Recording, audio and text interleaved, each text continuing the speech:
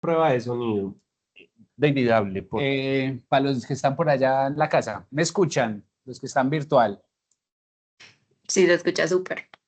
Listo. Listo. Bueno, Dale. muy bien. Entonces, ahora sí, pues bueno, bienvenidos, buenas noches.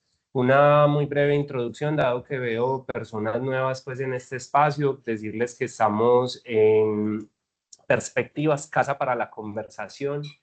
Es un espacio que tiene de algún modo como tres ejes de trabajo. Uno de ellos es los consultorios que funcionan para quienes se quieren dedicar pues a su proyecto independiente como terapeutas o como profesionales independientes.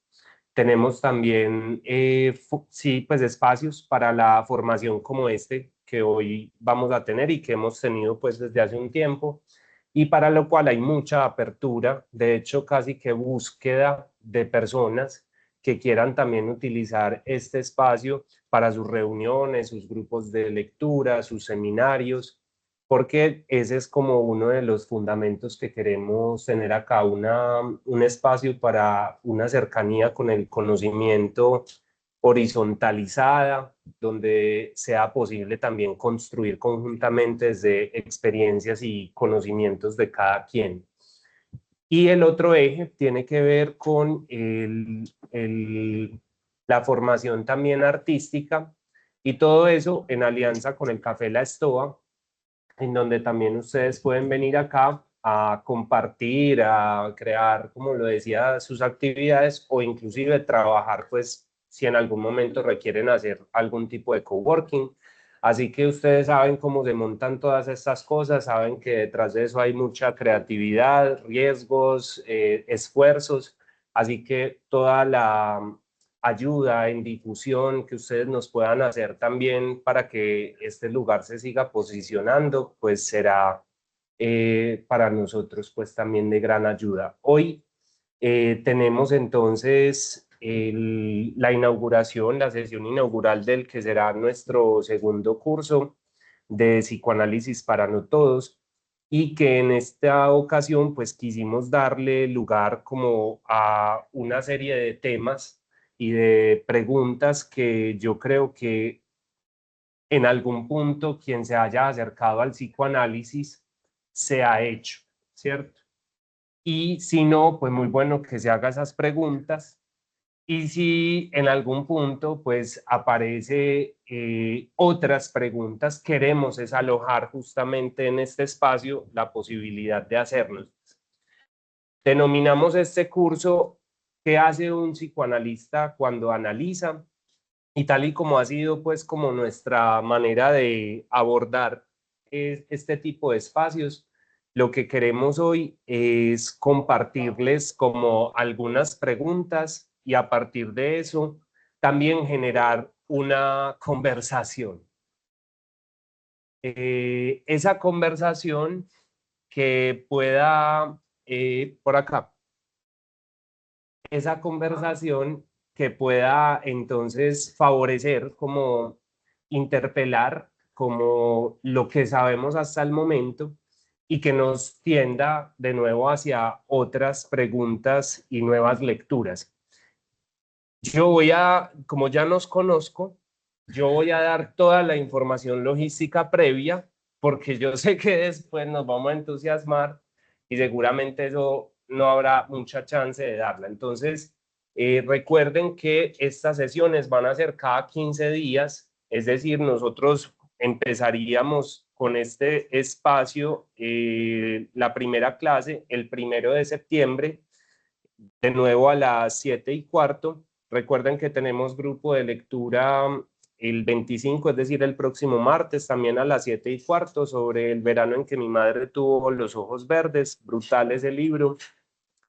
Y estaríamos cada 15 días. La metodología tiene esta forma, y es que yo preparo una parte, David prepara otra sobre esa misma pregunta, y a partir de ahí traemos nuestra propuesta y luego la idea es construir entre todos con la propuesta que ustedes también puedan tener. Combinamos entonces también lecturas combinamos también la posibilidad de hacer referencias literarias o de películas, pues creo que quienes ya nos han acompañado en otros espacios saben que nos interesa mucho diversificar esas voces para pensar el psicoanálisis. El curso tiene un costo de 250.000 pesos. La idea es que para profesionales, 160.000 pesos para estudiantes.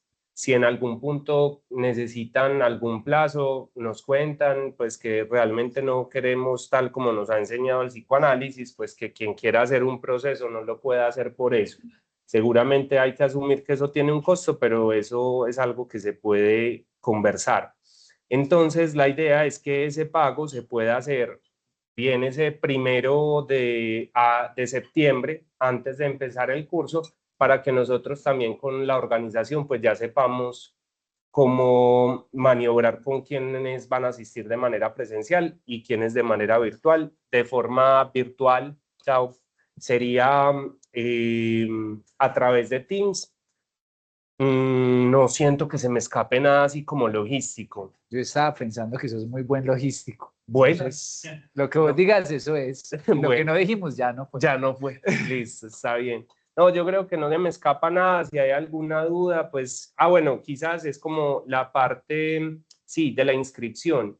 Nos queda más fácil si en el momento entonces en el que hacen el pago se ciñen como al enlace que tenemos, que yo les he compartido a través de la comunidad de WhatsApp, lo diligencian, ahí les dice que pues agreguen como la foto de la consignación y ya. Eso es pues realmente, si son estudiantes montan pues ahí como bueno, sí. ¿Qué está diciendo? Espera. Sí, que si son, eso, que si son estudiantes lo certifican y todo bien. Y las sesiones siempre quedan grabadas. Al siguiente día, después de la clase, máximo a los 2, máximo a los 3, yo la subo, ¿cierto? La subo a YouTube con un enlace oculto, de tal modo que la idea es que solamente quienes hagan parte del curso, pues puedan verla, ¿cierto? Porque igual, pues, ustedes saben que todo esto implica para nosotros, pues, un grado de preparación alta y la idea es que quede por acá en ese momento. Yo creo que ya, ahí sí, empecemos. Entonces planteamos como una pregunta que es ¿qué hace un psicoanalista? Porque en el curso que tuvimos previamente, creo que nos empezó a interrogar el asunto de la técnica. Así que, no siendo más, ya habiendo dado todos estos detalles, yo le quiero preguntar a David, ¿cómo fue tu aproximación al tema de la técnica en el psicoanálisis? ¿A qué me refiero? Como, ¿cuáles fueron tus preguntas? ¿Cuáles fueron tus primeras reflexiones sobre ese asunto de la técnica? No sé si Me tomaste por sorpresa. la idea es Las primeras aproximaciones. Primero, lo que yo creo, no sé, pues como todos los que estarán acá, qué cercanía tendrán con el psicoanálisis, pero lo primero es que es un cierto tema tabú. O sea, cuando yo recuerdo cuando iba a hacer alguna pregunta con profesores o con psicoanalistas, que uno, mi cercanía más grande al psicoanálisis empezó a ser justo cuando estaba haciendo la práctica. Entonces, yo ya me psicoanalizaba. No, de hecho no, yo me empecé a psicoanalizar haciendo la práctica. Después de eso, pues ya tenía un psicoanalista como asesor. Y recuerdo que las prácticas, las preguntas eran como, bueno, ¿y esto cómo se hace? Cualquier cosa, o sea, uno cómo sabe que está escuchando bien, por ejemplo. Que lo que yo escucho, si tiene una importancia o es cualquier bobada, ¿cierto? ¿Cómo hacer? Voy a ir estudiando así, para escuchar, además, ¿cierto? No sé si alguien acá ha tenido la experiencia de sentarse a escuchar a otro, pero cuando uno escucha, creo que lo primero que suele ocurrir es, ¿y yo qué digo? ¿Cierto? Y si uno se queda pensando, ¿yo qué digo? Y esto fue importante, o no lo digo, no lo planteo, de la nada ya van a otro tema y uno es, ¿cómo llegamos acá? ¿Qué estaba diciendo esta persona? ¿Cómo se llegó a decir esto? ¿Cierto? Y si uno se queda en su voz mental, deja de escuchar al otro. Entonces creo que hay una cuestión y es eso de la atención parejamente flotante, de cómo escuchar al otro sin ponerse a centrarse en qué debe decir lo que yo quiero que diga, sin que se parezca a lo que la teoría dice que debe decir. Eh, y creo que otra cuestión es justamente uno cómo mide que está haciendo bien las cosas. Yo creo que al principio, ahí siempre, por lo menos para mí, una pregunta de, bueno, ¿y esto que yo estoy haciendo tiene algún efecto o no tiene efectos? O simplemente estoy escuchando, que además es lo que les suelen plantear a las personas, ah, pues yo hablo mucho y esto sí sirve para algo, no sirve para algo, va a pasar algo, ¿cuántas citas tengo que venir para mejorar? Y a veces uno se queda con la misma pregunta, ¿cuántas citas tendrá que venir para mejorar? ¿Va a mejorar? Eh, entonces eran algunas de las preguntas que me planteaba al comienzo. Esas preguntas van evolucionando con el tiempo, pero inicialmente esas. No sé vos cómo lo viviste, cómo arrancaste vos con tus preguntas sobre la técnica. técnicas. Además, solamente una cosita más, porque como yo no había arrancado a psicoanalizarme, una cosa que le suelen decir a uno es, pues es que eso se responde en el propio análisis, ¿cierto? Se aprende haciendo su propia experiencia. Entonces, si uno no ha sido todavía parte de la experiencia, queda como mochito. Ujú. Bueno, yo no sé si yo ya les había contado una anécdota, pero bueno, pues ya toca como a la gente de mayor edad que hay que escucharles las mismas historias varias veces, porque lo que pasó fue que cuando yo estaba bien enfermito, ¿cierto? Resulta que yo fui donde la psicóloga del colegio y la psicóloga del colegio hizo una serie de intervenciones, pues como que yo decía como, pues, no sé, está todo bien raro. Y finalmente ella me dice como tus preguntas ya son como de otro orden, yo creo que es bueno que consigas pues como a un psicólogo por fuera del colegio. Y yo le dije listo y resulta que yo pido una recomendación y esa recomendación, lo único que me preguntan es que si hombre o mujer. Y yo, pues la verdad es que tampoco es que sepa muy bien qué voy a ir a decir allá, como para poder definir si es mejor un hombre o una mujer. En todo caso, yo dije que no importaba, que cualquiera.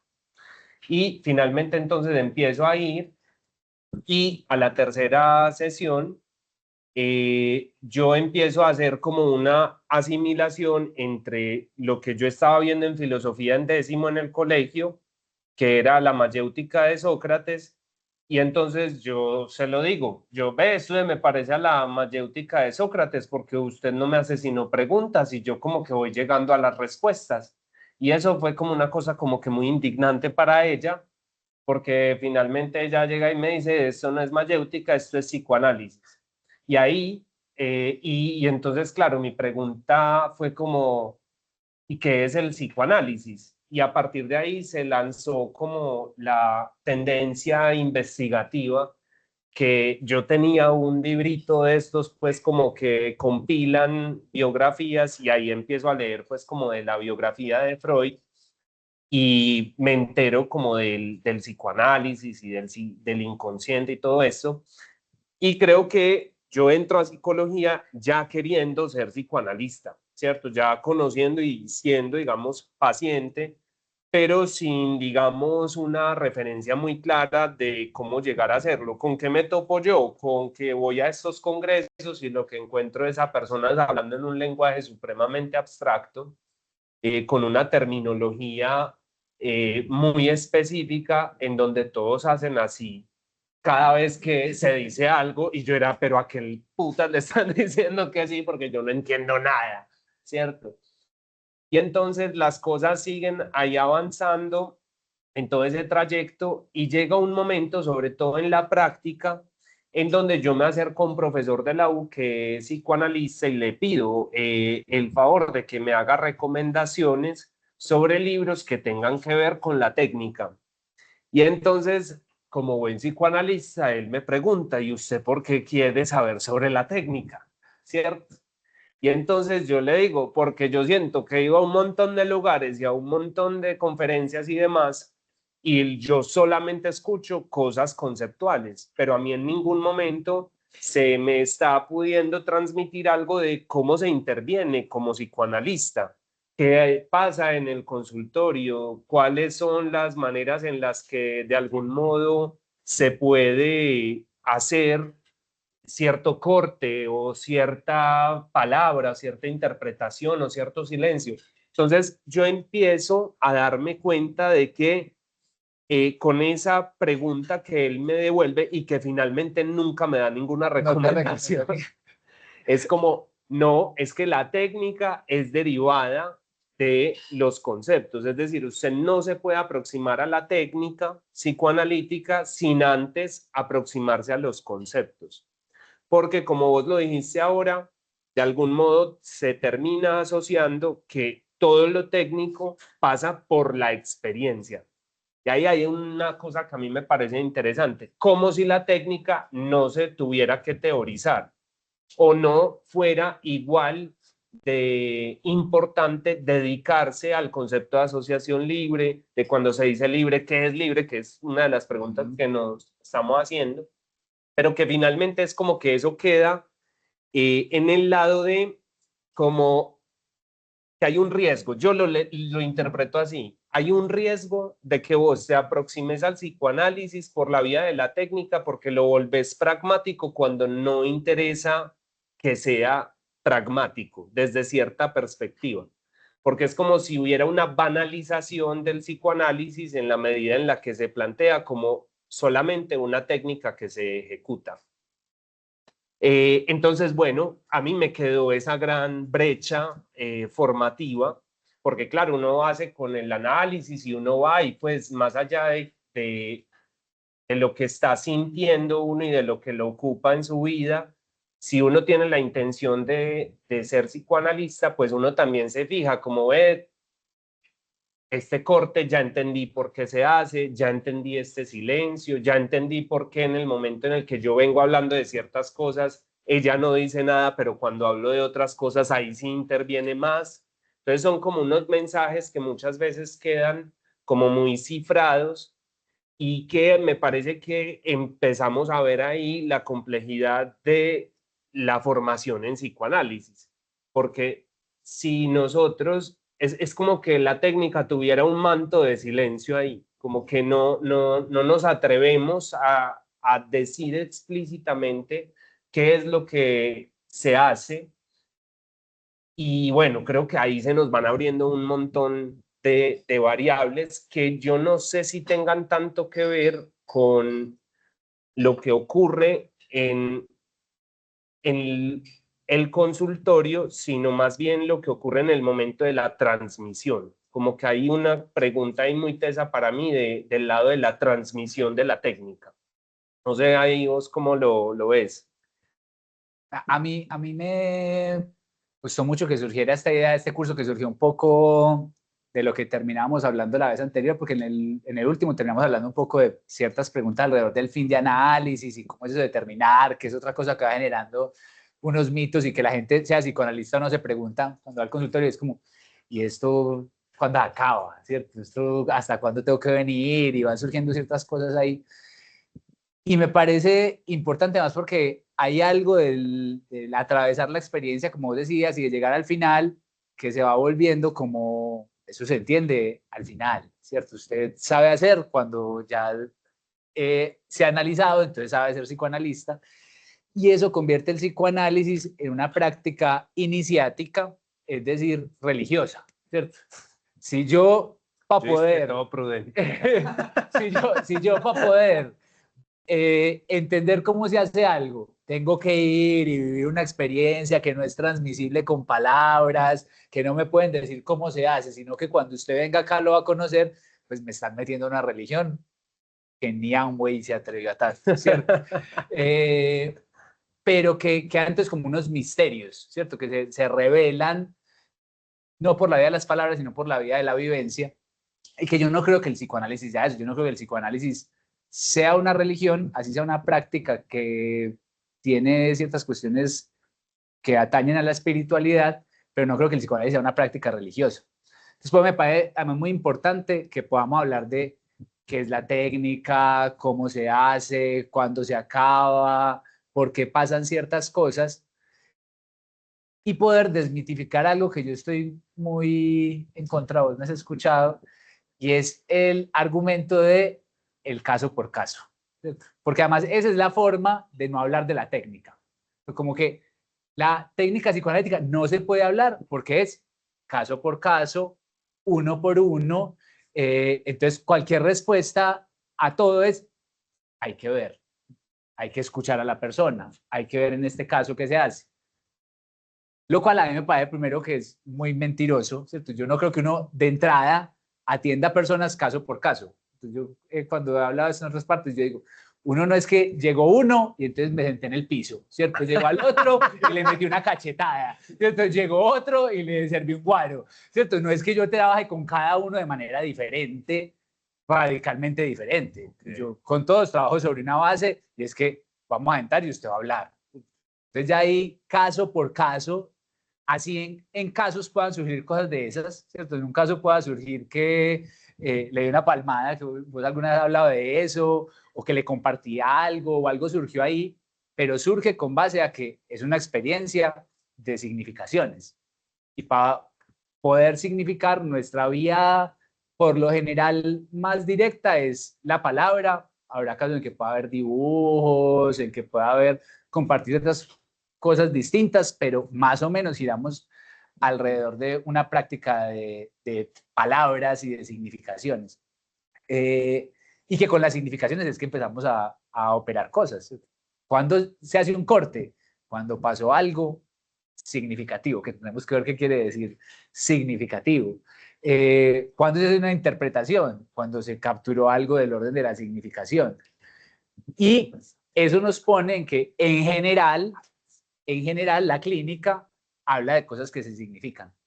Para que hablemos pues como de cuestiones generales que nos sacan de la idea de en cada caso es diferente, en cada caso es diferente, que me parece que esa es la idea que más hace que no sea posible hablar de la técnica.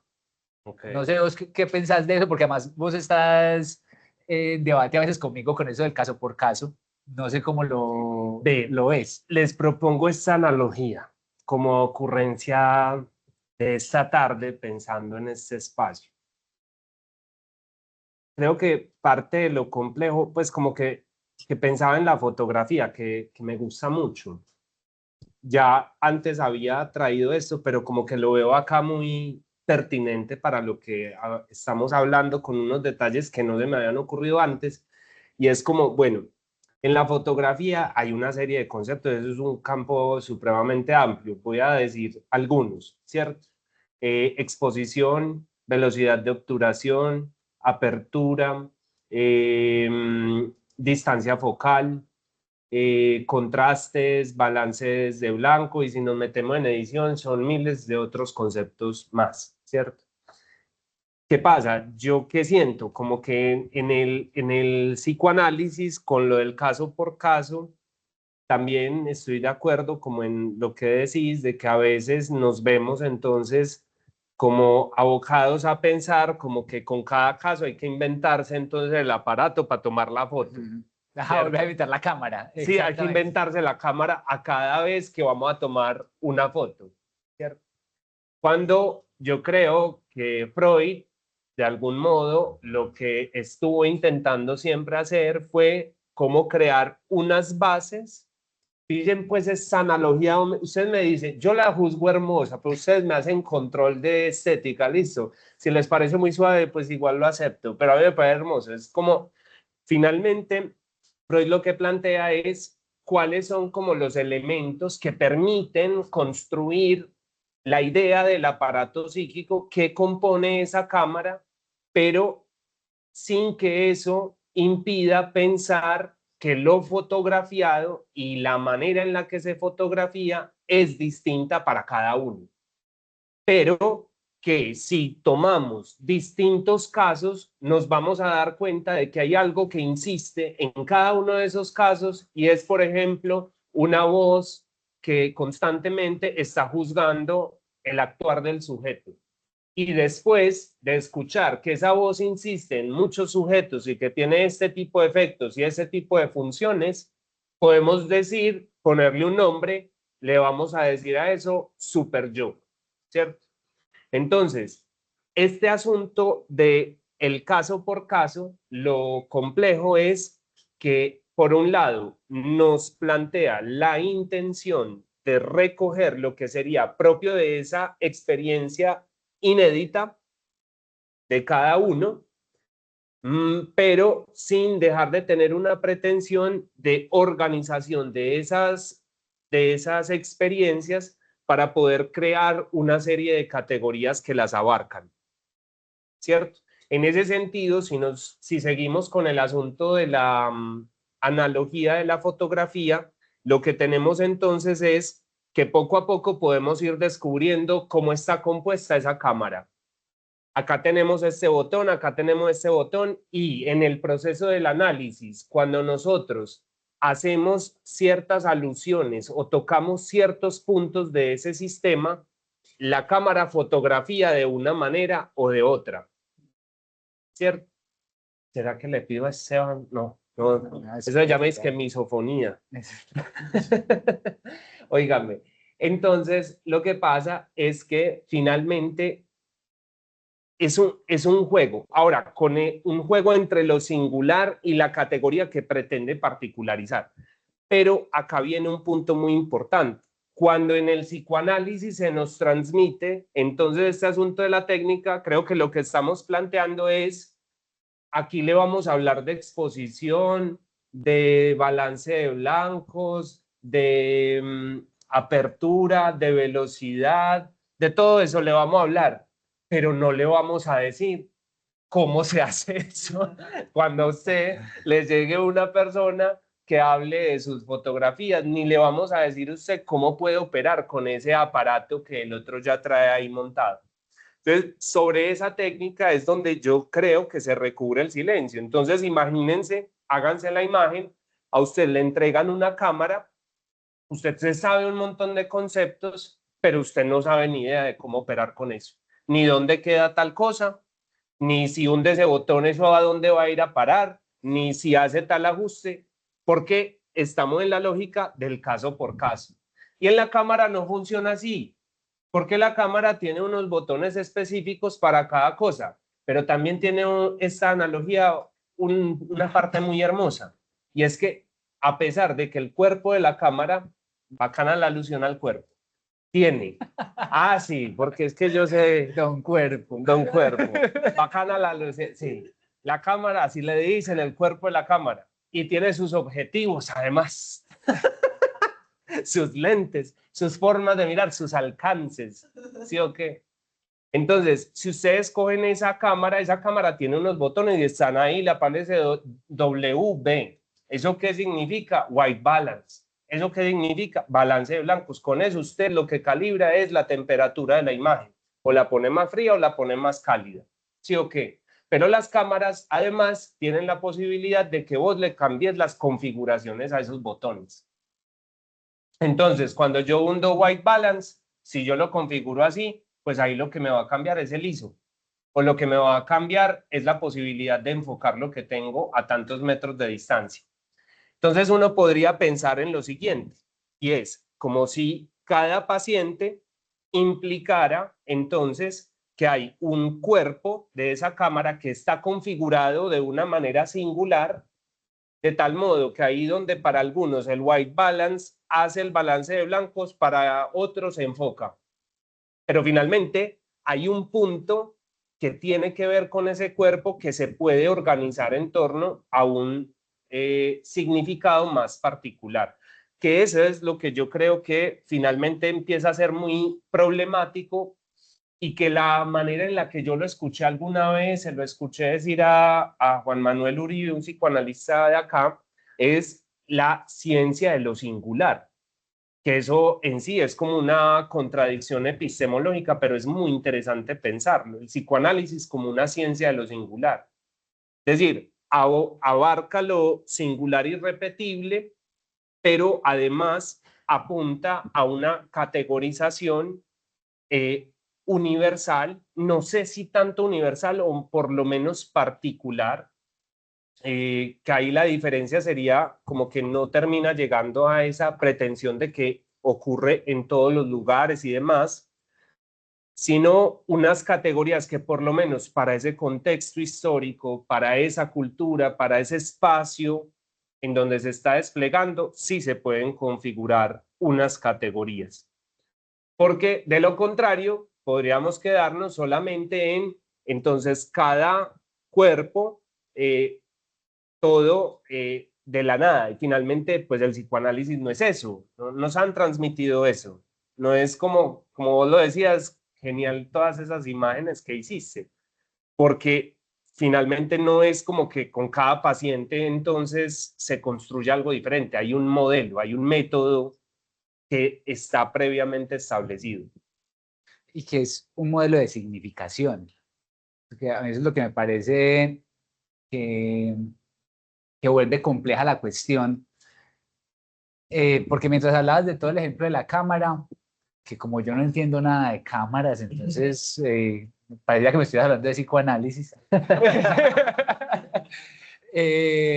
Pero sí pensaba en que alguna vez hablamos sobre el ajedrez, que si no se han escuchado ese episodio del podcast, escúchenlo, es un muy buen episodio y que yo luego me he vuelto más gomoso del ajedrez y cada vez digo, no, había mucho más para sacarle a ese episodio. Porque algo que decíamos ese día justamente, que Juan David hacía mucho énfasis, es, previamente, no hay dos partidas iguales de ajedrez. Eso se empieza a jugar y dentro de esas escasas cuadrículas que hay ahí, es prácticamente imposible que hayan dos partidas exactamente iguales. Y es muy interesante eso porque el ajedrez tiene reglas claras, tiene unas fichas claramente delimitadas, tiene unos movimientos para cada una de esas fichas y aún así aparece que cada partida es singular. Pero yo creo que los ajedrecistas no necesitan hacer tanto énfasis en que cada partida es singular. O sea, para ellos es obvio que cada partida es singular. Si me aprendo todas las jugadas de una partida, el otro me respondió de otra manera y yo quedé jugando desfasado y perdí. ¿Por qué? Porque Genial. estaba jugando contra otro. Me gusta. Contra uno que no estaba jugando. No tengo que hacer énfasis en que, no, yo no te puedo enseñar a jugar al ajedrez porque el ajedrez es cada partida. Pues, ¿cómo así? ¿De qué me está hablando, cierto? Sí, es buena, me encanta, brutal. Porque se aprende y se aprende a operar con eso. Es más, se pueden aprender las aperturas. Hay unos puntos y los finales, se aprenden ciertas cosas que tienen como un manejo técnico y que no necesariamente son iguales la una a la otra, sino que manejan como unos conceptos que me permiten orientarme de manera general. Pero el ajedrez, hay una cosa que yo he pensado últimamente en un debate que hemos tenido y es si el psicoanálisis se trata al final de saber algo. Ya que estamos hablando de la técnica, es el final de un psicoanálisis es que yo sé algo sobre mí y entonces ese saber me permite aliviarme y reconocerme y entenderme mejor. Eso es del saber que se trata. Y yo hay una parte que requiere ese saber, pero recuerdo que ese día que hablábamos de la metáfora del ajedrez, surgía un problema que no desarrollamos quizá mucho, y es si uno, viendo una partida, la partida me llegó en este punto, digamos que es el paciente que acaba de llegar y yo tengo la imagen de la partida. Y entonces, si yo podría reconstruir toda la partida para atrás, y si, por ejemplo, el fin de análisis o el objetivo de un psicoanálisis sería reconocer los movimientos que se dieron para llegar hasta ese punto. Entonces, que yo le pregunté al paciente, ¿usted qué movió antes de esto? Y el otro qué movió antes, y volver a reconstruir la partida. Eso me permitiría dar cuenta del fin de análisis. O el fin sería otro. Sería desde esa partida, quizá entendiendo las coordenadas de esa partida, y puede que para entender las coordenadas de esa partida yo tengo que entender, pero usted ¿por qué puso la torre acá? ¿Usted ¿cuál era la idea suya cuando puso la torre ahí? ¿Cierto? Y empezar a entenderla, pero el ajedrez es una cosa que es muy interesante, que he sufrido mucho ahora que quiero aprender a jugar más. Y Porque es no ha que, mejorado demasiado. porque no he mejorado demasiado, no he mejorado demasiado. Y es que en este momento la partida está en cierta configuración, ¿cierto? Y yo muevo una ficha con una idea, ¿cierto? Esa ficha inmediatamente me cambió toda la configuración. Yo tengo que volver a leer cómo está el tablero para saber qué desprotegí con esa jugada, ¿cierto? Si yo sigo jugando con la lógica de la jugada anterior, en esta jugada, lo que va a pasar es que se me van a meter por todos lados y voy a perder, ¿cierto? Porque cada nuevo movimiento me implica una reconfiguración de todo el tablero. No sé si me voy haciendo entender. Entonces, quizá el saber que está en juego es saber leer las reconfiguraciones del tablero permanentes. Entonces, en este nuevo momento, vuelvo a leer, vuelvo a entender, vuelvo a saber qué mover, porque la jugada que era buena antes ya no es buena. Y ese es el saber quizá que está en juego en el ajedrez. Y me pregunto yo si no es el saber que está en juego en el psicoanálisis. Reconocer coordenadas significantes. Aprender cómo el significante va variando en cada momento. Más allá de su historia anterior y de reconstruirlo, pasó esto, pasó esto, pasó esto. Eso me puede ayudar es a entender cómo el significante varía. Cómo mi historia ante cada movimiento se va transformando y no es cualquier cosa. Eso no quiere decir que porque es significante, entonces yo pueda decir lo que sea de ella, sino que tengo que volver a hacer lectura cada vez porque cada vez es nueva. Que por eso es muy difícil pensar el saber del psicoanálisis como un saber sobre sí mismo. Porque cuando yo pienso eso, digamos que yo pienso el psicoanálisis como un ejercicio de autoconocimiento. Entonces, yo era uno hasta hoy, ¿cierto? Vine a descubrirme, pero entonces ya soy el que era más el que tiene el nuevo conocimiento. Entonces ya soy otro diferente del que estaba conociendo al principio. Entonces, pues yo no me puedo nunca terminar de conocer, porque cada ejercicio de conocimiento me transforma y ya soy otro. Y entonces, si voy a preocuparme por conocer al nuevo que soy, el psicoanálisis se vuelve que no determina nunca. Por eso la pregunta del fin de análisis es importante. Si el psicoanálisis es un ejercicio de autoconocimiento, es interminable. No se puede acabar jamás, porque yo jamás me voy a poder conocer. Es una tarea imposible. No sé cómo lo ves a la luz de estas coordenadas de pensar el saber del psicoanálisis o el fin de un psicoanálisis. ¿Cuál Sí. es? No, es que genial volver a lo del ajedrez porque creo que ahí es donde, por ejemplo, con David hemos tenido como unas diferencias en la manera de concebir el asunto, porque yo creo que yo me pliego mucho a la idea de Freud con esta tendencia casi que arqueológica, ¿cierto? De reconstruir las ciudades derribadas por la represión, ¿cierto? Y entonces a partir como de los recuerdos, de reconstruir ese pasado, que uno podría volver a lo del ajedrez y decir, es como muchas veces si nos llega un paciente que dice como, vea, aquí tengo esto, aquí tengo esto, aquí tengo esto, y uno le pregunta, ¿y cómo llegó a eso? Pues la verdad, más o menos me acuerdo hasta hace 3 jugadas, de resto no tengo ni idea, pero necesito ayuda en esta partida, ¿cierto? Pero, por ejemplo, según Freud, la idea sería entonces como retomar y vencer la represión para poder saber cuáles fueron esas jugadas. Porque tal y como pasa en el ajedrez, hay una cosa que cuando uno analiza las partidas es muy interesante porque vos vas y de un momento a otro la máquina te dice como, uy, parce, aquí fue que la cagaste.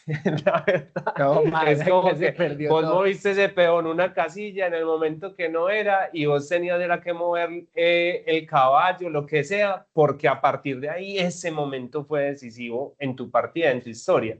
Ya después de eso, toda la partida quedó condicionada por ese movimiento. Movimiento que uno podría decir la mayor parte de las veces puede quedar bajo el efecto de la represión según Freud y habría que recuperar cuál fue ese movimiento. Porque hasta que no se identifique, entonces, cuáles fueron esos elementos que derivaron en ese desarrollo, no se va a poder cambiar tampoco la partida. ni se va tampoco a poder entender, porque acá lo estamos haciendo como con la imagen de una partida. Pero supónganse que es lo que pasa, es que deberíamos hacer un club de ajedrez. O lo que pasa es que usted empieza a jugar, ¿sí o qué? Se empieza a jugar, ta, ta, ta. ¿Qué es lo que le ocurre? Usted, por lo general, siempre pierde las partidas de las mismas maneras, porque se le olvida que dejó tal cosa y dejó colgada a la reina, porque se le olvidó que no podía dejar entonces, ay, yo no sé, se le olvida contar, ¿cierto? Entonces como que usted hace un cálculo, ahí no pierdo caballo y tan pierde caballo porque no sabe contar. O no perdió el caballo, perdió la partida. Oh, perdió la partida. Va a salvar el caballo, jaque mate. Sí, exacto. Entonces, como que lo interesante es ver que es usual como que uno repita ese punto de desequilibrio de sus partidas.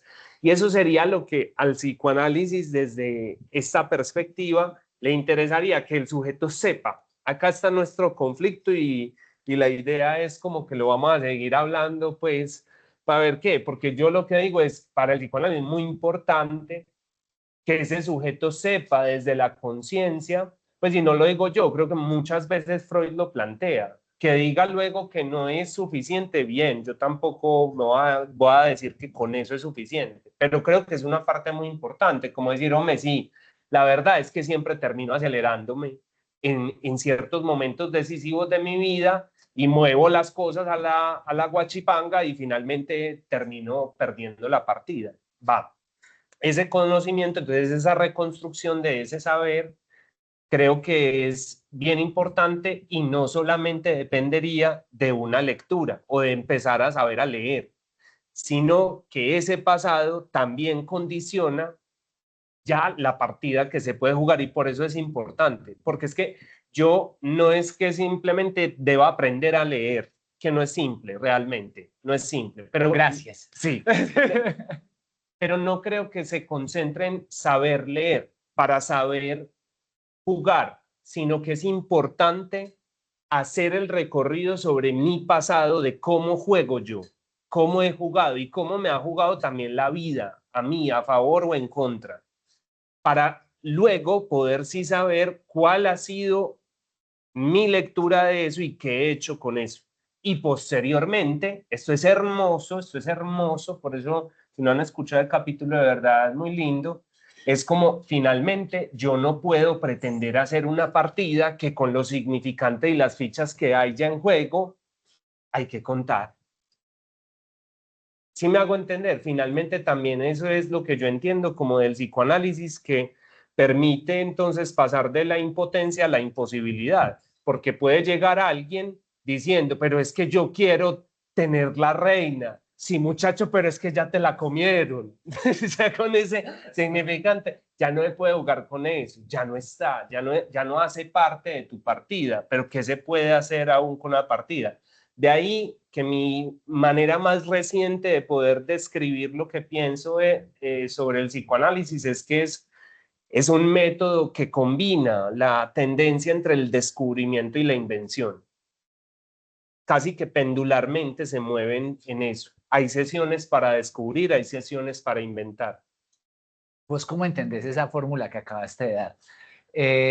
Se lo pregunto a Juan David porque hace poco encontré yo una forma de entenderla que me pareció preciosa y no la he conversado con él. Pero es una fórmula muy habitual en psicoanálisis, ¿cierto? Que el análisis o el fin de análisis tiene que ver con pasar de la impotencia a la imposibilidad. ¿Vos cómo la entendés? Yo la entiendo es porque la impotencia tiene que ver con un no reconocimiento de la castración. Y la castración sería entonces como resignación. No, no, me parece que ahí la otra palabra que me parece quizás más interesante, solamente como que también la escucho en otros discursos y como a uno le da urticaria. Se va poniendo uno nervioso cuando se le Sí, parece. mía, es muy fuerte. Pero bueno, voy a decir la palabra y luego como la metonimia que me he inventado, pues porque tiene que ver para mí con algo del orden de la aceptación, ¿cierto? La resignación me suena a que eso tiene como un dejo de ya que hijo de putas, ¿cierto? La aceptación... Ya que hijo de putas lo acepto. Sí, la aceptación es más así, exacto.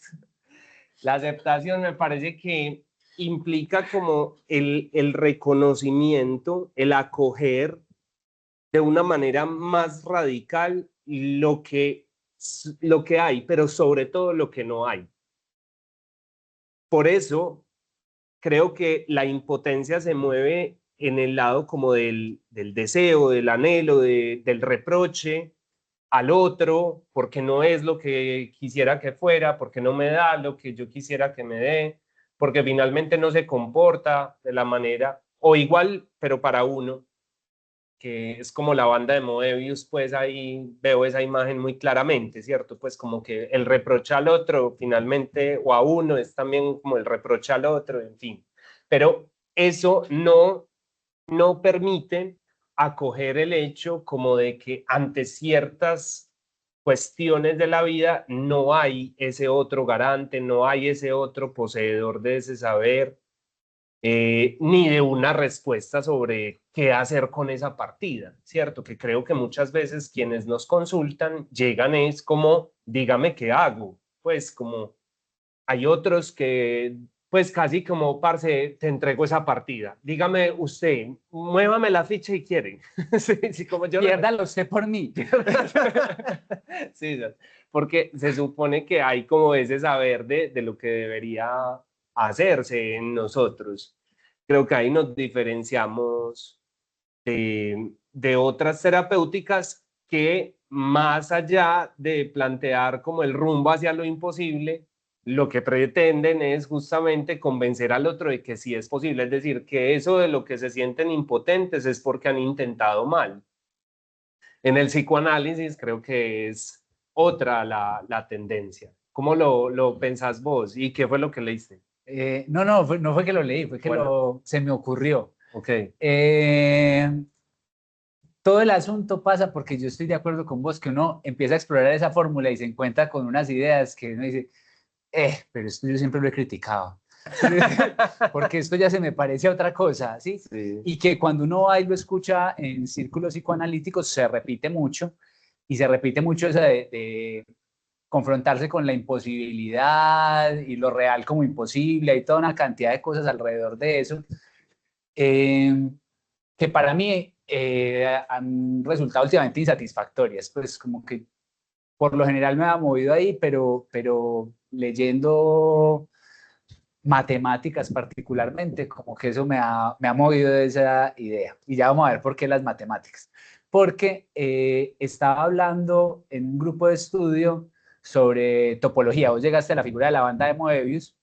La figura de la banda de Moebius es una figura topológica, que eso es toda una rama de la matemática con muchas complejidades, ¿cierto? Pero que trata de figuras no como la geometría, que son medibles y que entonces yo saco las propiedades a partir de las medidas, de ángulos, distancias, sino que saco las propiedades estructurales de las figuras. Por ejemplo, topológicamente, un triángulo es lo mismo que un círculo. Digamos que son dos figuras cerradas. Entonces yo puedo transformar un triángulo en un círculo simplemente aplanándole un círculo en un triángulo, aplanándole los lados. No tengo que cortar, no tengo que pegar nada, no tengo que transformar la figura más allá de ciertos movimientos dentro de la forma. Pero la topología surgió por un problema que se llamaba el de los puentes de Königsberg, creo que es Königsberg, ¿cierto? Y es que en Königsberg había unas islas que eran unidas, si no estoy mal, como por 7 puentes. Entonces los habitantes de Königsberg se preguntaban si era posible pasar por todos los puentes solo una vez para dar el recorrido completo, ¿cierto? Es decir, arranqué por este puente, lo pasé una vez, salgo por el otro, entro por el otro y quedar habiendo pasado por todos los puentes sin recorrerlos 2 veces en el mismo lugar. Y ellos intentaban hacerlo y el problema era demostrar que eso no se podía hacer o se podía hacer. Yo cómo sé, porque ninguno lo podía hacer, pero decían, y donde no hayamos intentado una posibilidad, ¿cierto? Llegó alguien que no recuerdo quién fue, no sé si fue Gauss o uno de esos matemáticos importantes, y se inventó una fórmula para demostrar que eso era imposible. Entonces logró pasar de la impotencia, es decir, de tener que recorrer cada vez el camino, a inventar una fórmula que da cuenta de la imposibilidad. Yo ya no tengo que vivir la experiencia, perdón, no tengo que vivir la experiencia una y otra vez, una y otra vez, una y otra vez, sino que, digámoslo así, creo un significante. Y por eso me parece interesante cuando vos decías que va entre saber y inventar, logro inventar algo que me pacifica, porque yo ya sé que eso no se puede, ¿cierto? Apareció un nuevo significante que me permite una relación diferente con la realidad, porque la significa, ¿cierto? Y creo que el psicoanálisis finalmente se trata de inventar significantes. Espéreme, tuve una ocurrencia espontánea. A Pero ver, usted ya terminó esa... sí, más o menos, debe inventar significantes. Bueno, es que entonces pensé, si Lacan no es quien creó la fórmula, así como lo que Gauss o el muchacho este inteligente hizo, y que Lacan llega y dice, no hay proporción sexual, ¿cierto? Entonces, en ese sentido, es como si él ya estuviera diciendo, todo análisis no es sino un recorrido errante, recorriendo todos los puentes para finalmente poder llegar a la fórmula de no hay proporción sexual. Es decir, llegar a lo imposible. Que hay que poder llegar a la fórmula. Sí, ¿cierto? y que esa fórmula se singularizaría según la experiencia de cada quien, pero creo que eso también nos da una suerte de dirección de la cura, como un punto de llegada. Y cuando digo lo de la no proporción sexual, para quienes no lo hayan escuchado antes, se refiere a que lo podemos desarrollar en el curso, lo que pasa es que vamos a Que dar un además tenemos ideas curso, diferentes al respecto. pero no hay un objeto que permita entonces una satisfacción completa o que obture, que complete la falta en ser. No hay entonces forma de hacer de dos goces uno, es decir, finalmente aparece ahí lo imposible y que la neurosis se resiste ante eso. La neurosis se resiste con su síntoma a la no proporción sexual. Entonces ahí es donde uno podría pensar, se me ocurrió eso, como si de algún modo Lacan también hubiera extraído, porque he escuchado pues como que él dice, no es eso una invención mía, eso es algo que Freud dice desde el principio en la forma en la que piensa la pulsión, pero que si no hay un objeto para la satisfacción que complete, entonces finalmente lo que hace la gente es constantemente recorrer esos puentes intentando crear la manera de hacerlo cuando en el fondo es imposible, y creo que lo que Freud descubre es la imposibilidad, pero aquí algo muy interesante, nadie puede llegar a la fórmula, pensaría yo, sin antes haber recorrido los puentes. No sé. Punto para debate. Pero por ahí puede ir la cosa, ¿cierto? Solo una cuestioncita que ya desarrollaremos más adelante, porque más allá de la satisfacción de un objeto, que creo que eso, así enunciado, no es solo algo de lo que el psicoanálisis se ocupe, ¿cierto? Pues como que prácticas que hoy en día están supremamente en boga, como el estoicismo, y el budismo incluso, lo que plantean es renunciar a la posibilidad de que un objeto me satisfaga, y que en la medida en que yo renuncie a esa posibilidad, pues me voy a pacificar y voy a vivir más tranquilo. Sí, obviamente, yo me obsesiono con que tiene que ser esa mujer con la que yo voy a estar y esa no me para ni 5 bolas, pues me voy a dedicar la vida entera a estar sufriendo. Si yo renuncio a esa mujer, pues me conformaré con otras, aceptaré a otras de manera más tranquila. Pero creo que más allá incluso de la satisfacción por un objeto, la cuestión va por el orden también de significados de cosas, ¿cierto? ¿Qué quiero decir con eso de significados? No sé si a vos te ha pasado en la clínica que alguien, por ejemplo, diga que tiene una relación de pareja, diga, pero es que yo creo que eso que yo sentía por la persona, eso no era amor. Yo creo que eso era apego. O eso era otra cosa más terrible que el apego, ¿cierto? Eso es una adicción. Como si el amor fuera una cosa que claramente quiere decir algo.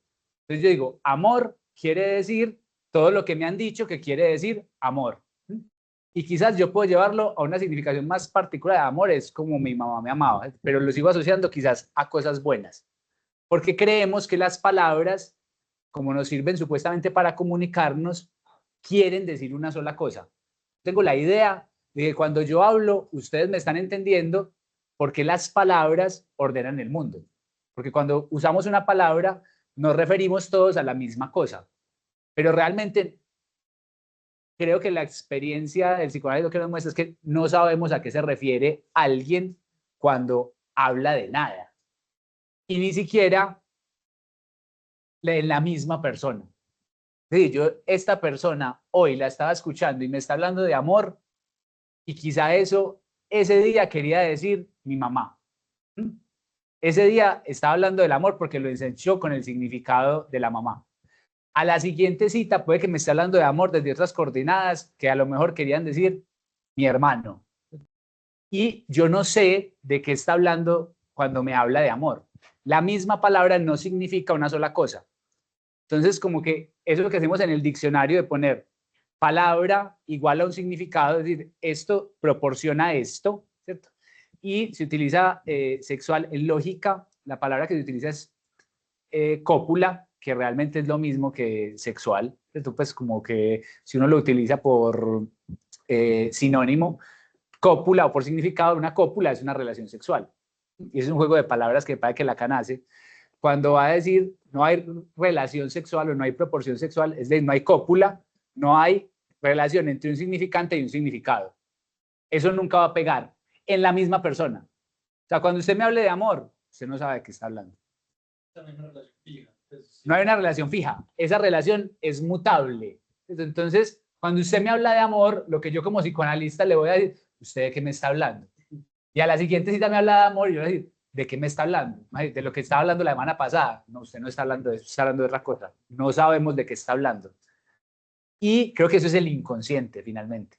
Es que no sabemos de qué hablamos cuando hablamos. Voy a pelear mucho en eso.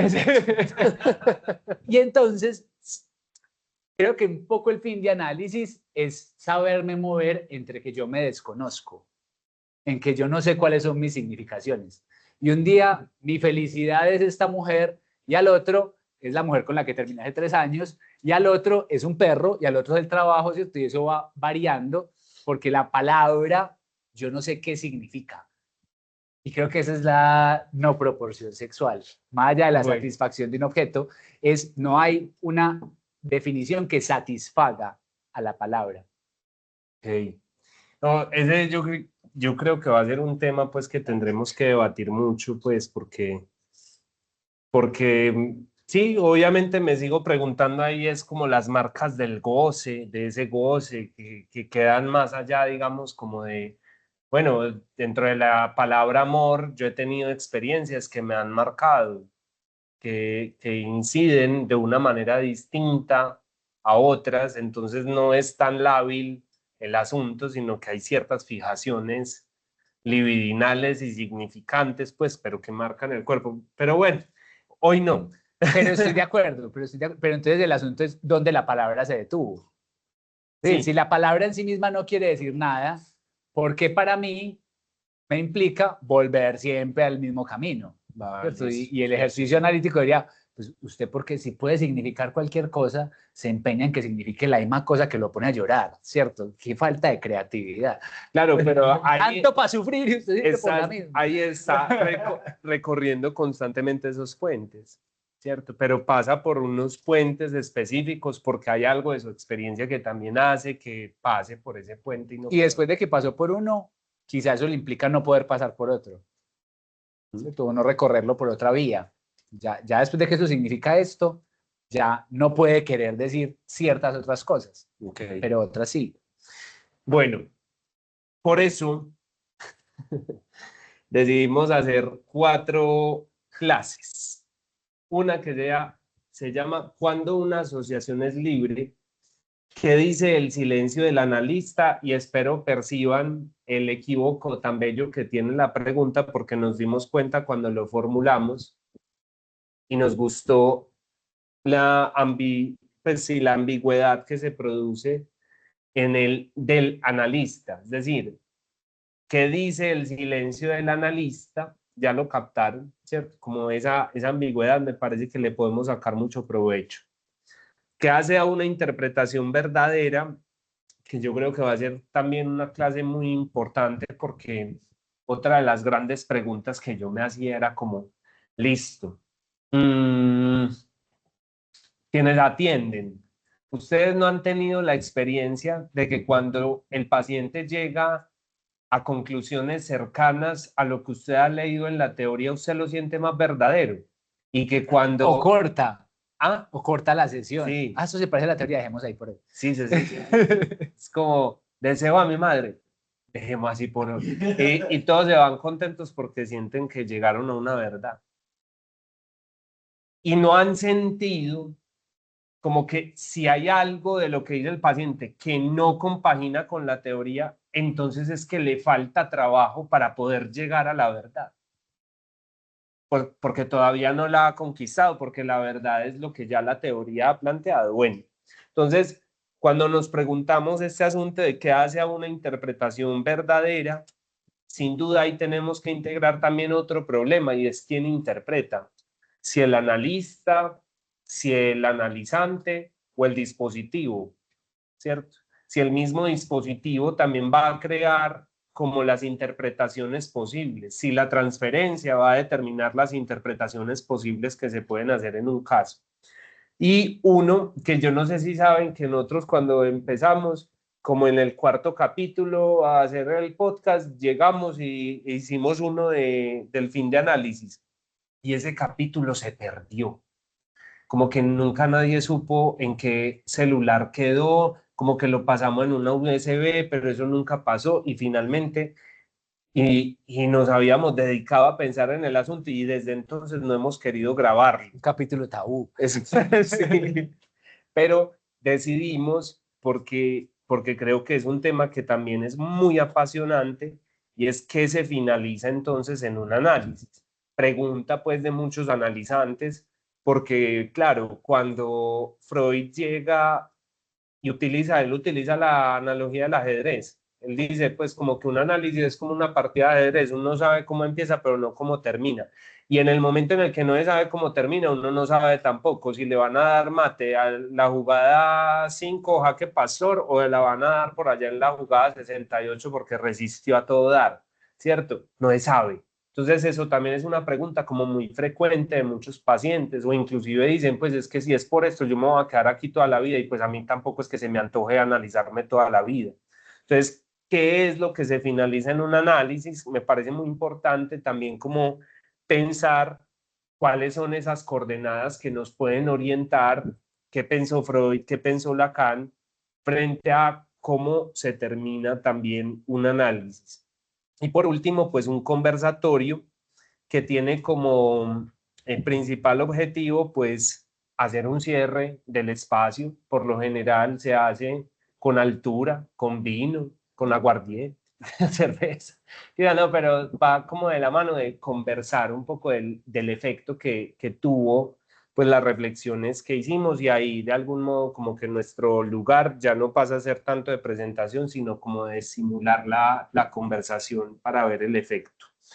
Entonces, bueno, no, supongo que también sería muy bueno escucharlos, como si desde hoy podríamos establecer también como cosas que los interroguen, y saber cómo esto los interpela, el asunto de la técnica y de lo que acabamos de hablar. No sé si alguno se anima a compartirnos preguntas, comentarios, también para quienes están de manera virtual.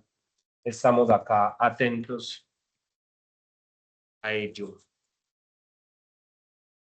De una, Santi. Espérame, le voy a pasar un lapicerito. Hágale. Igual voy hablando acá. Dale, dale. Listo. No, muy bacano todo, muy bacano todo. No sé de pronto en qué clase podría caber, ¿cierto? Pero creo que también tengo interés de pronto, si se puede, de la ética del psicoanálisis también, ¿cierto? Digamos, pues sí, cuáles son esos límites, pues, que se deben realizar, pues, de un analizante, de un analista, pues, ¿cierto? Porque creo que también es bidireccional, por lo que he ido entendiendo de la transferencia también. Entonces, sí, creo que puede ser una discusión interesante hablar de la ética del psicoanálisis. Y ya tengo muchas preguntas, pero ahorita no las voy a hacer. Listo. ¿Tienen más comentarios, preguntas? Nos pueden hacer también como este tipo de sugerencias, porque pues la idea es que si esto va a ser así como más particularizado en un grupo, pues hay que aprovechar también como a plantear todo eso que quizás en otros espacios no es como tan chévere plantear. Dale, Sebas. A mí, pues, como todo ese tema de la escucha me parece muy interesante porque yo creo que la escucha siempre también como que viene con esa pregunta de cómo el otro quiere o necesita ser escuchado, ¿cierto? Eso me parece como un tema bien interesante y me surgió la pregunta con lo que justo estábamos, pues, con lo que estaban compartiendo ahorita de esta frase, pues, como que no hay relación sexual, yo como la entendía era no hay un objeto para la pulsión o algo que vaya a calmar, a colmar por completo como ese vacío estructural. Pero cuando decimos entonces que también se puede leer como que no hay un significante que siempre esté anclado al significado, ¿qué ocurriría entonces si el significante sí le pudiera anclar al significado? Pues como que cómo sería eso. Eh, yo diría que eso es la psicosis. Okay. Y la punta también. Pues en el sentido de que yo recuerdo el profesor que me enseñó a mí sobre psicosis, cómo hablaba de justamente el psicótico, cómo queda anclado a un significado. El neurótico siempre tendrá que dudar y no tiene pruebas. El ejemplo que él ponía es de, si estamos acá dando esta clase y alguien llega y se para ahí, ¿cierto? Y empieza a mirar para acá, yo puedo pensar, la persona me está mirando, ¿qué querrá? ¿Será que viene donde mí? ¿Cierto? Y puedo empezar a empelicularme con eso. Se me parece a alguien, ¿será que vino a cobrarme una plata? ¿Qué sé yo? ¿Cierto? Y al final, alguien se para y va, lo saluda a una mujer, le da un beso, esa la novia, pues están en peliculado, ¿cierto? El psicótico lo que va a decir es, claro, tanto viene donde mí que le pagó a esa mujer para que lo besara, para que yo no me dé cuenta y yo esté tranquilo, el significado se mantiene pegado a lo mismo. Sin importar las pruebas, sin importar lo que pueda mover la significación, el significado insiste en estar pegado al significante, que sea la experiencia psicótica, no hay forma de mover esa significación. En cambio a uno todo el tiempo se le va moviendo las significaciones. Tener una significación fija es muy difícil. Pero aún así no se colma como esa falta estructural, porque entiendo que pues, la frase siempre la interpreté como que iba más guiada como hacia el tema de la falta, ¿no? ¿Y cómo entendés lo que es la falta? Porque la falta es otra significación, ¿cierto? La falta es que en realidad no hay una manera de pegar el significante al significado. Lo que hay entre significante y significado es un vacío. Siempre. Siempre hay un agujero ahí alrededor del cual están girando el significante y el significado.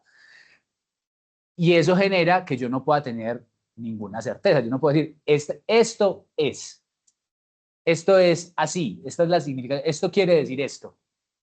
Lo que es muy angustiante porque me puede llevar a significar que la realidad no existe. Yo entiendo que la realidad es un significante con un significado, eso es, pero yo lo separo y esto es cualquier cosa, esto es cualquier cosa. Entonces la gente empieza a decirle a uno, pero es que estás diciendo que la realidad no existe, ¿cierto? Que hay que tener una tierra firme. Entonces le dicen a uno, si yo tiro esta botella se va a caer y se va a quebrar. Y uno le dice que tírela a ver si se quiebra, ¿cierto? Y usted las va a tirar todas para saber que quiebran. Porque si uno tiene que parar tirando botellas para darse cuenta de que quiebran, no entra en el orden del significado. La botella es quebrable, eso es un significado.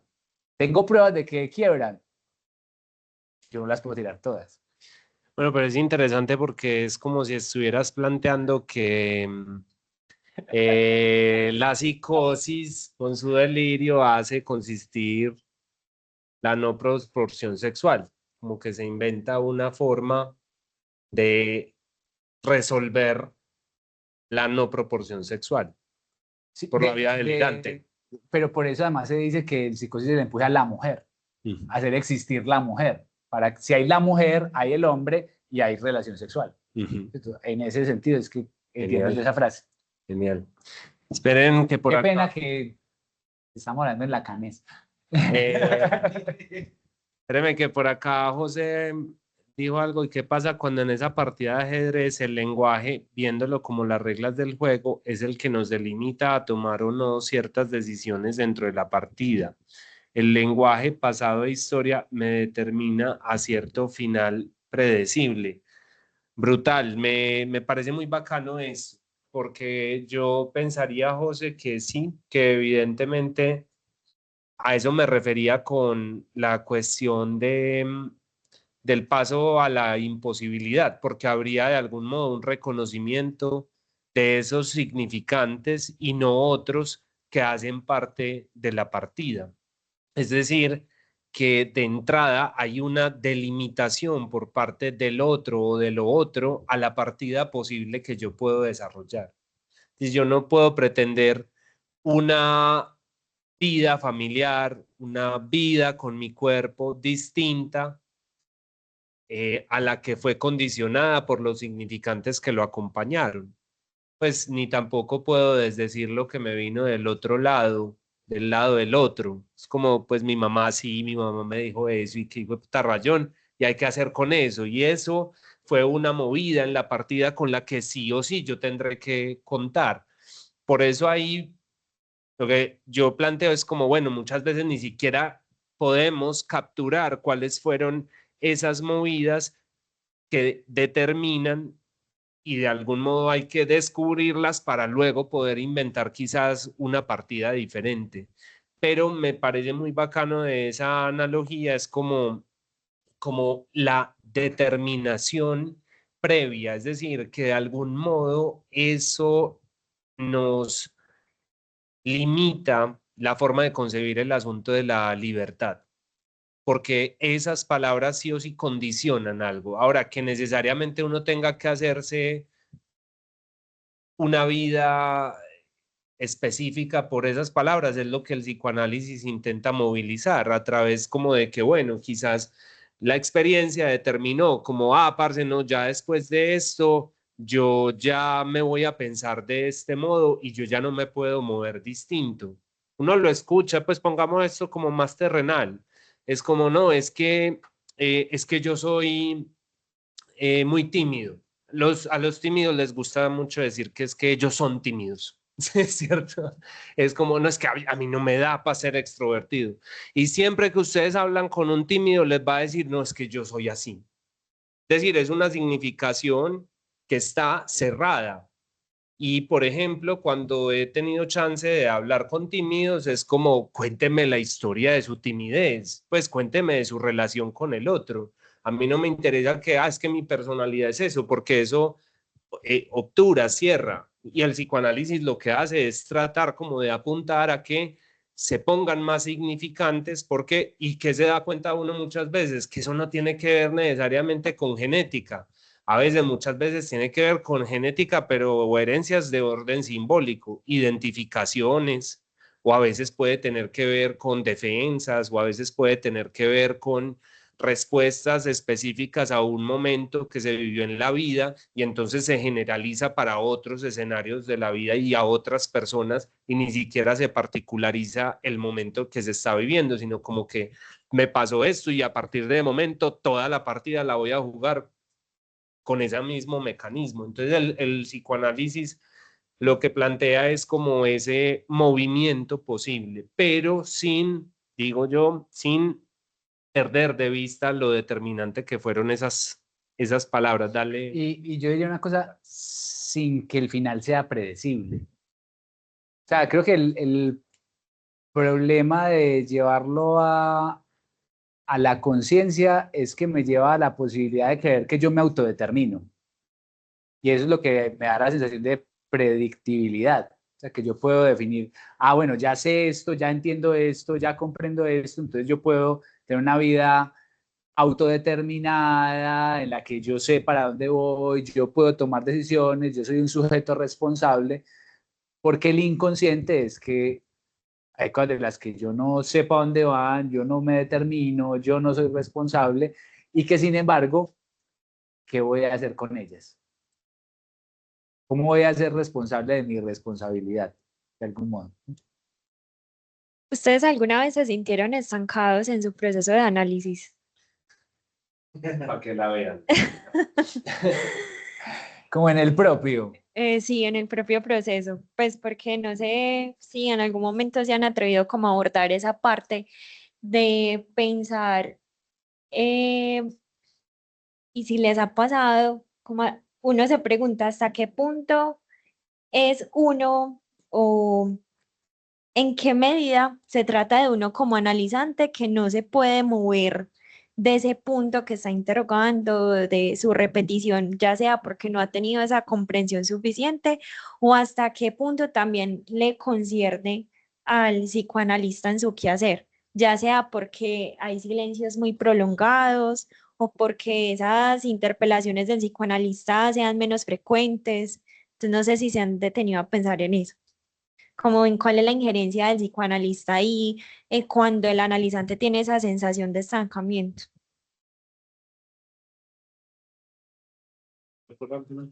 No, muchas. Pues más allá de la experiencia propia, que yo creo que es como inevitable.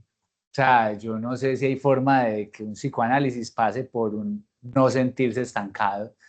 Que además también para el psicoanalista es un momento complejo, en el sentido de que vuelve a lo mismo, y vuelve a lo mismo, y vuelve a lo mismo. Yo me acuerdo diciendo a la cabeza, sí, yo sé, pues ya sé que otra es la misma cosa, pero entonces, ¿qué hago? Pues, Pero si él cuando, te decía, si cuando creo que me salí, volví a caer en la misma cosa. pero él te decía, otra vez de lo mismo, David.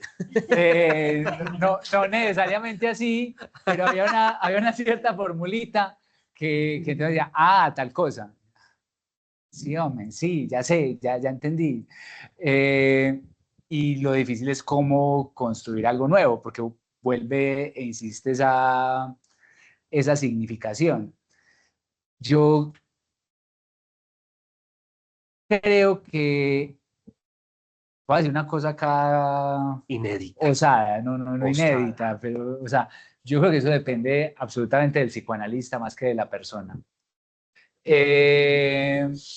Fuerte, fuerte.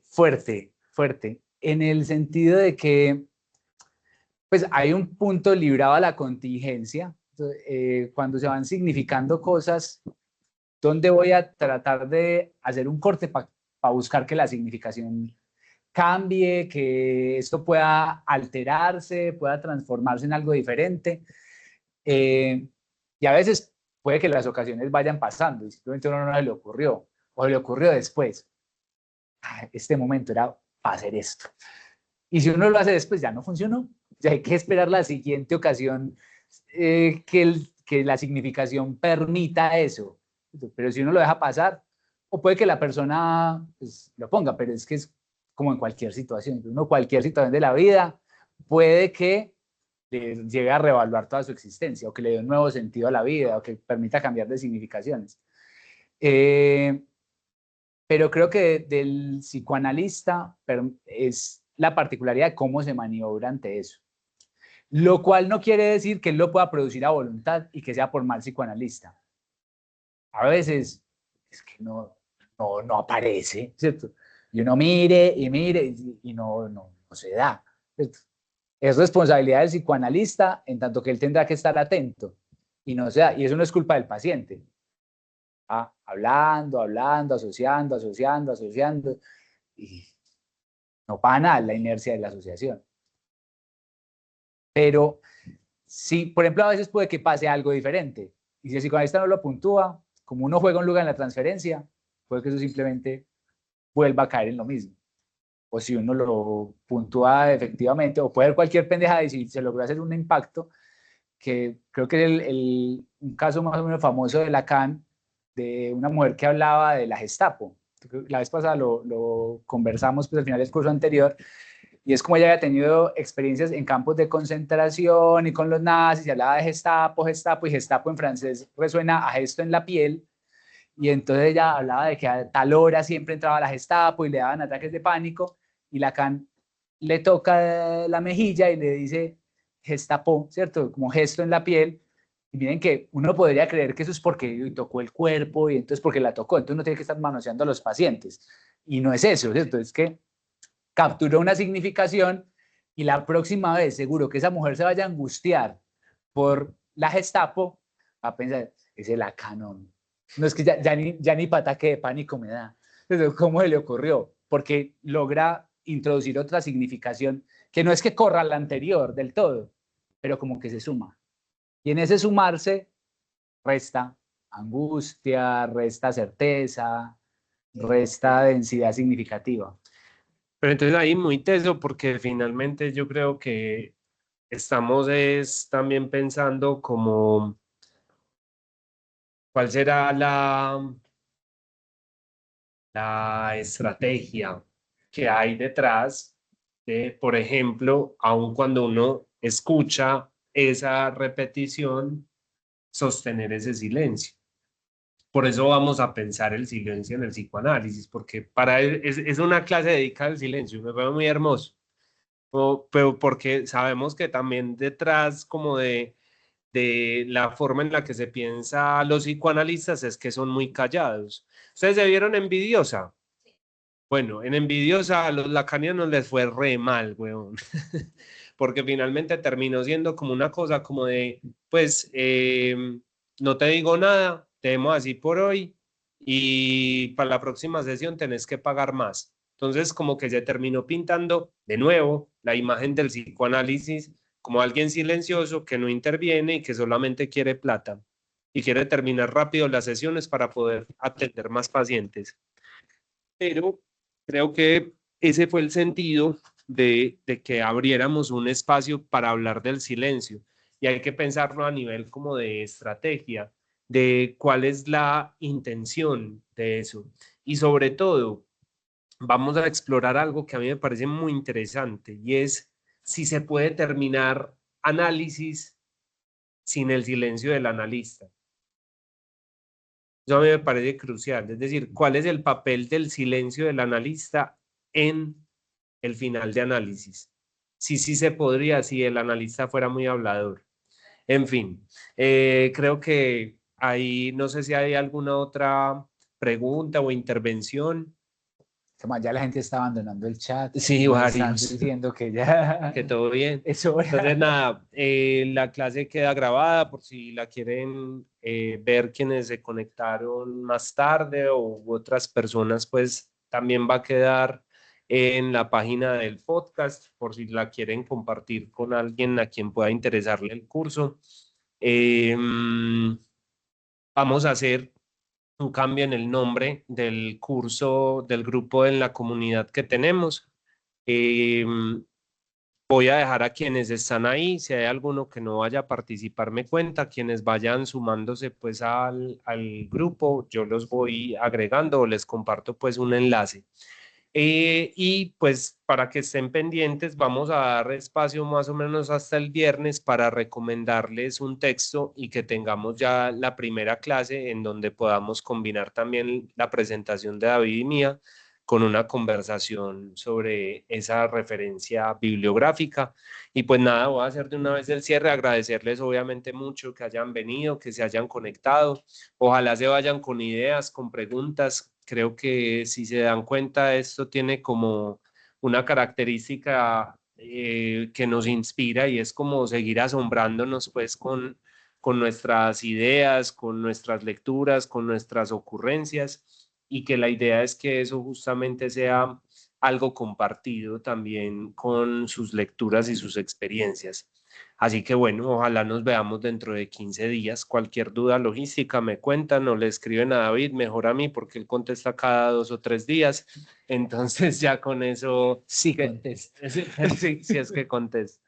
Entonces, bueno, que les vaya muy bien y vamos a esperar a que Carlos Ortiz esté escribiendo. Buenas noches. Que gracias, Sí, muchachos. muchísimas gracias. Bueno, que les vaya muy bien. Feliz noche para todos. Gracias. Chao. Hasta luego, Sí. gracias.